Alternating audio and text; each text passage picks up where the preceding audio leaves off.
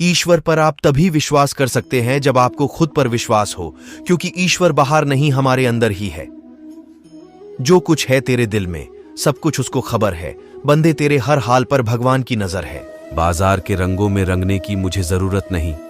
मेरे कान्हा की याद आते ही ये चेहरा गुलाबी हो जाता है।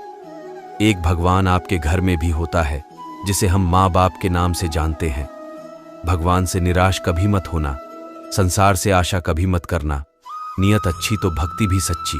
सूरज जब पलके खोले, मन नमः शिवाय बोले। मैं इस दुनिया से क्यों डरूं, मेरे रक्षक है शिव शंकर भोले। हे भगवान, मैं किस तरह आपको खुश करूं, किस तरह आपको रिझाऊं। भगवान बोले, तू स्वार्थ छोड़कर दूसरों के लिए जी, अपनी चिंता छोड़कर दूसरों के चेहरे पर मुस्कुराहट ला। हर इंसान के जीवन में एक समय ऐसा जरूर आता है जब उसे सच्चे दिल से ये महसूस होता है कि इस दुनिया में ईश्वर के अलावा कोई अपना नहीं है। इंसान कर्म करने में मनमानी तो कर सकता है, लेकिन फल भोगने में नहीं। अगर आपको कोई अच्छा लगता है तो अच्छा वो नहीं, बल्कि अच्छे आप हो, क्योंकि उसमें अच्छाई देखने वाली नजर आपके पास है। कल की फिक्र मत करो, जिस भगवान ने आज तक संभाला है वो आगे भी संभाल लेगा। न मंदिर में छुपा है, न मस्जिद में छुपा है। जिसके दिल में इंसानियत है, उस दिल में खुदा है। प्रार्थना शब्दों से नहीं, हृदय से होनी चाहिए, क्योंकि ईश्वर उनकी भी सुनते हैं जो बोल नहीं सकते हैं। किसी व्यक्ति की मदद कर आप ईश्वर से आप एक पुण्य कमाने के सहभागी बन जाते हैं। यकीन करो, जब ईश्वर देगा तो बेहतर नहीं, बेहतरीन देगा। ईश्वर पर आप तभी विश्वास कर सकते हैं जब आपको खुद पर विश्वास हो, क्योंकि ईश्वर बाहर नहीं, हमारे अंदर ही है। जब भी आपसे कोई चीज छिन जाए, समझ जाओ ऊपर वाला आपको पहले से कुछ बेहतर देना चाहता है। और प्रयास जारी रखें। जिंदगी में जब भी अकेलापन महसूस किया करो, ईश्वर के पास जाकर बैठ जाया करो। आपको एक सच्चा साथी मिल जाएगा और अकेलापन दूर हो जाएगा। हर व्यक्ति को ईश्वर में आस्था अपने निजी विचारों से होती है, और वह विचार कुछ भी हो सकते हैं। परमात्मा सदा सदा से ही दयालु और कृपालु हैं। अगर सच्चे मन से उन्हें याद किया जाए तो वह हमारे मन की बात अवश्य सुनते हैं। अगर ईश्वर से आप उदारता की कामना रखते हो तो पहले खुद के अंदर वह गुण दूसरों के लिए भर दो। ईश्वर की कृपाता अनंत रहती है, वह कभी नापी नहीं जा सकती, लेकिन हमारी बुद्धि संकुचित होने की वजह से वह अनंत कृपा हमें दिखाई नहीं देती। अगर ईश्वर को पाना चाहते हो तो दिल में सबके लिए प्रेम रखो। भगवान से कुछ मांगने पर अगर वह चीज आपको ना मिले तो जिंदगी में छटपटाना मत, क्योंकि आपके लिए कौन सी चीज बुरी है ये आपसे ज्यादा भगवान को पता है। 5 पहर काम करना है, 3 पहर सोना है, कर एक घड़ी भी हरि को ना भजना है, तो फिर मुक्ति कैसे होए। तेरी बेशुमार मेहर देखकर जब अपने कर्मों को देखती हूं तो शर्म सी आ जाती है। इस नाकाबिल को कैसे तूने काबिल बनाया। अगर किसी और का दुख देखकर आपको भी दर्द होता है तो इसका मतलब है कि आपकी आत्मा में परमात्मा विराजमान है। कोई भी कर्म करने से पहले एक बात का हमेशा ध्यान रखना चाहिए कि ईश्वर की नजर सब पर होती है। अच्छे लोगों की ईश्वर परीक्षा बहुत लेता है, लेकिन साथ नहीं छोड़ता है, और बुरे लोगों को ईश्वर बहुत कुछ देता है, लेकिन साथ नहीं देता है। जो कुछ भी है तुम्हारे दिल में, सब ईश्वर को खबर है। तुम्हारे हर हाल पर भगवान की नजर है।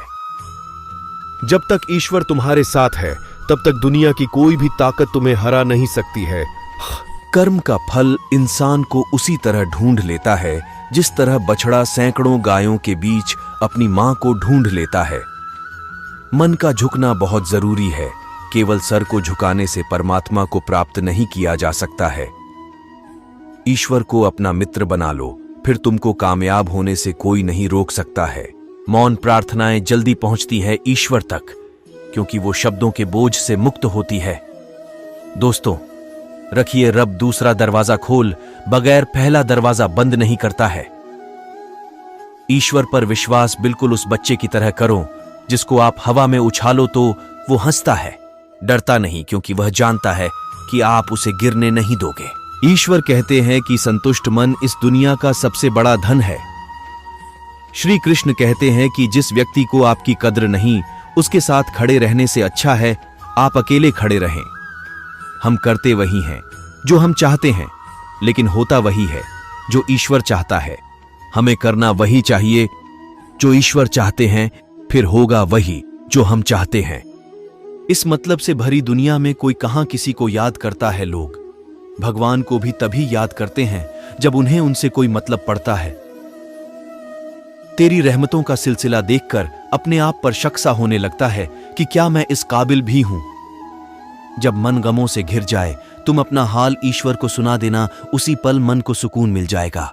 लोग कहते हैं परमात्मा एक है, तो फिर भगवान के बंटवारे क्यों किए हैं? कहीं मंदिर, मस्जिद, गुरुद्वारे लिए लोग क्यों बैठे हैं?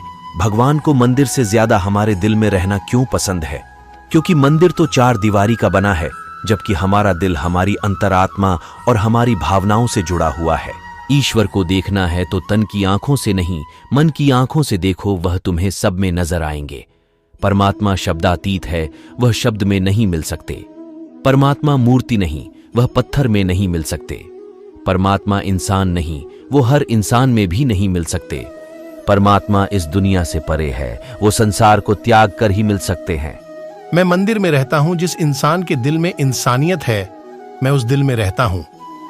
ईश्वर की दी हुई संपत्ति यह प्रकृति है। प्रकृति से प्रेम मतलब ईश्वर से प्रेम। जगत में दोस्ती और विश्वास सिर्फ कृष्णा से करो, क्योंकि कृष्णा ही ऐसे साथी है जिन्होंने सुदामा का भी साथ नहीं छोड़ा और अर्जुन का भी साथ नहीं छोड़ा। भगवान कहते, मैं कण कण में नहीं हूं, जरा अपने दिल में झांक कर देख, मैं तेरी अंतरात्मा में हूं। अगर आप ईश्वर से क्षमा की चाहना करते हो तो खुद भी औरों को माफ करना सीखो। हम जब भी मुश्किल में होते हैं तो ईश्वर किसी न किसी रूप में हमारी मदद करने आ ही जाते हैं। बस शर्त यह है कि उन्हें सच्चे दिल से याद करो। एक बात सदा याद रखना, दोस्त सुख में मिलते हैं लेकिन दुख में सिर्फ भगवान मिलते हैं। खूबसूरत रिश्ता है मेरे और मेरे भगवान के बीच। ज्यादा मैं मांगता नहीं और कम वह देता नहीं। ईश्वर से कुछ मांगने पर ना मिले तो उससे नाराज ना होना, क्योंकि ईश्वर वह नहीं देता जो आपको अच्छा लगता है, बल्कि वह देता है जो आपके लिए अच्छा होता है। ईश्वर को ढूंढना बेहद सरल है। जहां प्रेम है वही ईश्वर है। एक माटी का दिया अंधेरे से सारी रात लड़ता है। तू तो भगवान का दिया है, फिर किस बात से डरता है? अगर सबकी किस्मत लिखना परमात्मा के हाथ में होता तो वो सबकी किस्मत एक जैसी लिखता, लेकिन हमारी किस्मत लिखना हमारे कर्मों के अधीन है। इसलिए जहां में सबकी अलग अलग हालत है, मां वह आपसे बेहतर उसे पता है। भगवान के बारे में बातें तो सभी कर लेते हैं, लेकिन उन्हें महसूस वही कर सकते हैं जिन्हें अंतर्मन से भगवान पर विश्वास हो। हे भगवान, मुझ पर इतनी कृपा बनाए रखना कि इस संसार में मेरे मन, कर्म, वचन से कोई दुखी न हो। प्रभु के दो अखंड निवास स्थान है, एक बैकुंठ और दूसरा प्रेम और भक्ति से भरा दिल। ए बंदे, इस झूठी दुनिया में तू झूठे रिश्तों की तरफ भाग रहा है जो कभी तेरे नहीं होंगे, उनके पीछे भाग रहा है, और जो हर पल तेरे साथ है उसे नजरअंदाज कर रहा है। जैसे बोते हैं बबूल तो आम की इच्छा नहीं कर सकते, वैसे ही यह कर्म भूमि है। कर्म अच्छे ना किए हो तो अच्छे फल की इच्छा रखना व्यर्थ है। हे ईश्वर, इस मतलबी दुनिया में हमें तो क्या कोई याद करेगा, जब यह मतलबी लोग तुझे भी मतलब के सिवा याद नहीं करते। दुनिया में हमें हर रिश्ता, सारे लोग दिखाई देते हैं, बस भगवान ही दिखाई नहीं देते। लेकिन एक भगवान ही ऐसे सक्षम हैं जो हमें हर पल देखते रहते हैं। प्रार्थना और ध्यान में बहुत अंतर है। प्रार्थना में आप भगवान को सुनाते हो, ध्यान में आप भगवान की सुनते हो। भगवान से प्रार्थना सिर्फ शब्दों से नहीं, दिल से करनी चाहिए, क्योंकि भगवान उनकी भी सुनते हैं जो बोल नहीं पाते। जो मिला है वो भी अच्छा है, जो नहीं मिला वह भी अच्छा है, क्योंकि देने वाले को सब पता है। यह जिंदगी ईश्वर का दिया हुआ एक अनमोल तोहफा है, इसे यूं ही व्यर्थ ना गवाएं। मिटाए नहीं मिटते तकदीर के लेख तू, बस कर्म अच्छा कर, फिर भगवान की महिमा देख। तुझ में, मुझ में, सब में एक आत्मा समाई है। आत्मा है परमात्मा का अंश, यह जीवन की सच्चाई है। वक्रतुंड महाकाय सूर्यकोटि संप्रभ, निर्विघ्नं कुरु मे देव सर्वकार्येषु सर्वदा। तो दोस्तों, अगर आपको श्री कृष्ण द्वारा कहे गए बातों पर जरा सी भी ज्ञान होता है और जरा सी भी बात सही लगती है तो वीडियो को लाइक करें और कमेंट में जय श्री कृष्ण अवश्य लिखें। ऐसे ही और अमेजिंग वीडियो देखने के लिए चैनल को सब्सक्राइब कर ले। धन्यवाद।